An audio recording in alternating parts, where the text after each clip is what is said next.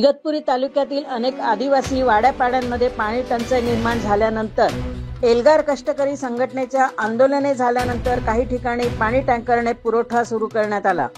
मात्र खैरेवाडी येथे 17 एप्रिल 2025 रोजी टँकर मंजूर होऊनही आजपर्यंत एकही दिवस टँकर पोहोचलेला नाही।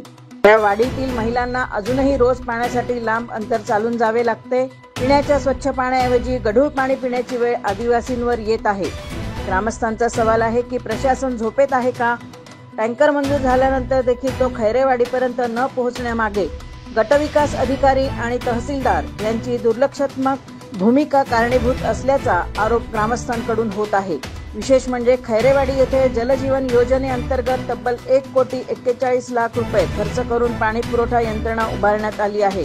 तरीही आज टँकर प्रस्ताव मंजूर करून देखील पाण्याची वानवा कायम आहे। हे प्रशासनाच्या कार्यक्षमतेवर प्रश्नचिन्ह निर्माण करणारे आहे।